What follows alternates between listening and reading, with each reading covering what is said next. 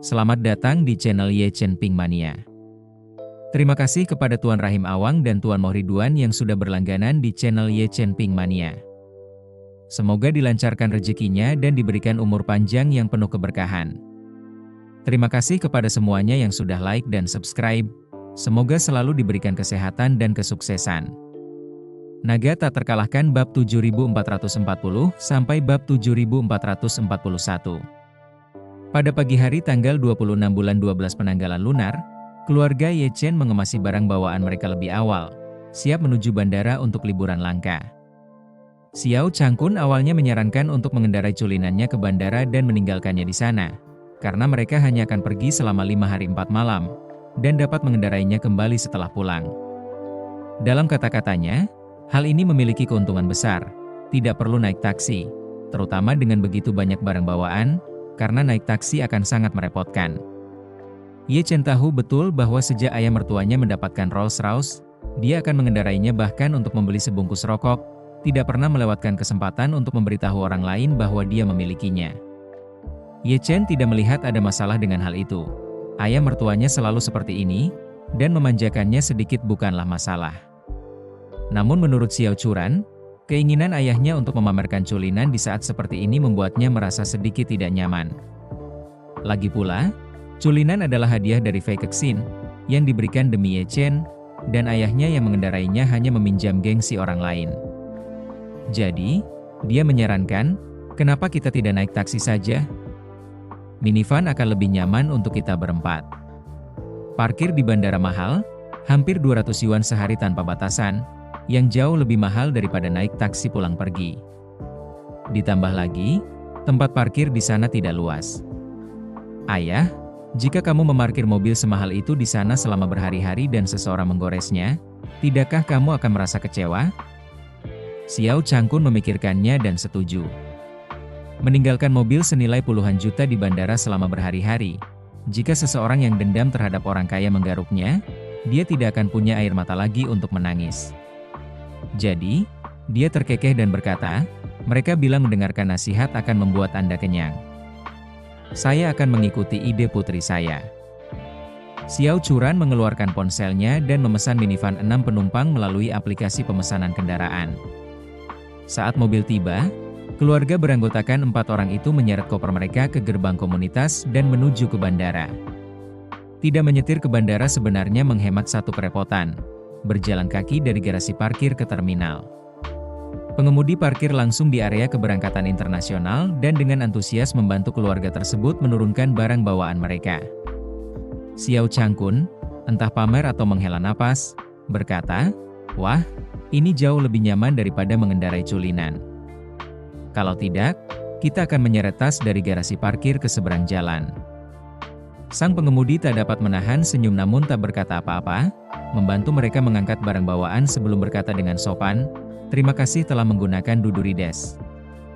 Setelah pengemudi pergi, keluarga itu hendak memasuki terminal ketika sebuah Bentley Bentayga berwarna kuning mustard perlahan berhenti di samping mereka. Begitu mobil berhenti, seorang pria parubaya keluar dari kursi pengemudi, dengan bersemangat membuka kedua pintu belakang dan berkata dengan hormat kepada para penumpang, "Tuan Li, Nyonya, silakan turun." Seorang pria berusia 40-an muncul pertama, diikuti oleh seorang wanita muda berusia 20-an. Pria itu memiliki perut buncit, sementara wanitanya berpakaian mencolok, dari ujung kepala sampai ujung kaki dengan Chanel, jaket bulu angsa, topi, celana panjang, sepatu dan menenteng tas Hermes edisi terbatas dari Himalaya.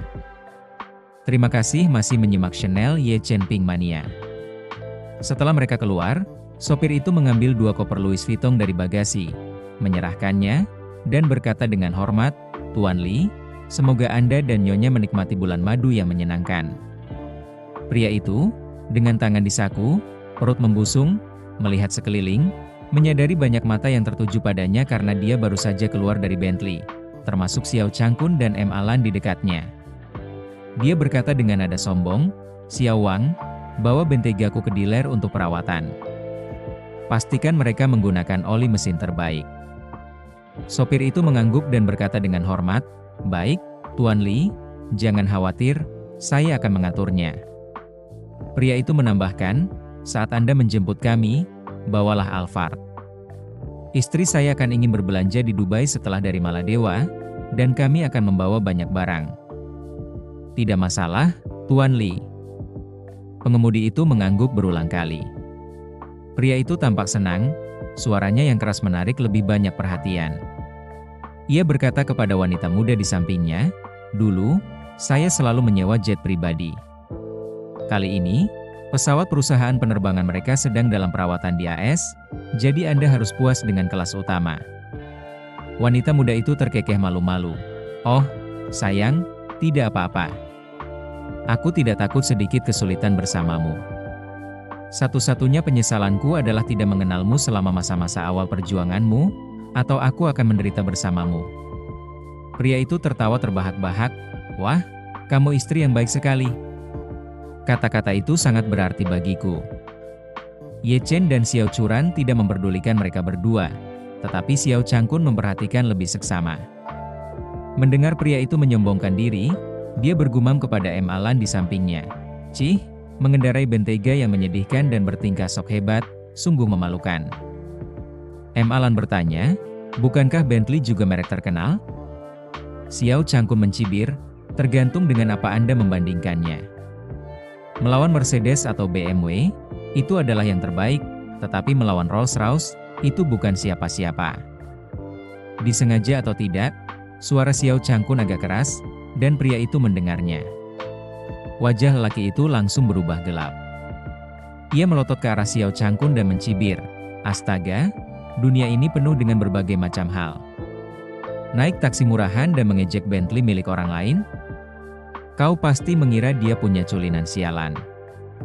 Xiao Changkun, yang sekarang marah, mengeluarkan kunci culinan dari sakunya, memutarnya di jarinya, dan mendesah, "Orang-orang malang seperti dia tidak mampu membelinya, jadi mereka berasumsi tidak ada orang lain yang mampu. Aku tidak suka menonjolkan diri, atau aku akan menyetir culinanku ke bandara juga." Pria itu langsung mengenali kunci Rolls-Royce, dan wajahnya berubah. Dia mengamati Xiao Changkun, dia pikir kakek tua ini tidak terlihat seperti orang yang mampu membeli mobil culinan, dan pasangan muda di sampingnya juga tidak terlihat kaya raya. Meski wanita muda itu sangat cantik, jauh lebih cantik dari simpanan ketiganya yang kini menjadi istrinya. Jadi, ia berkata kepada wanita di sampingnya, "Sayang, kamu tidak akan percaya betapa mudahnya sekarang ini mendapatkan kunci mobil mewah palsu.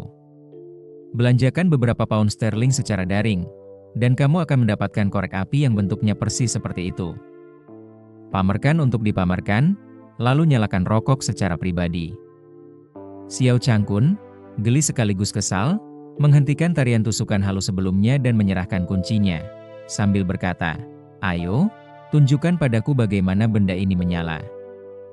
Jujur saja, aku sudah memilikinya cukup lama dan tidak pernah tahu benda ini bisa berfungsi ganda sebagai korek api. Bersambung.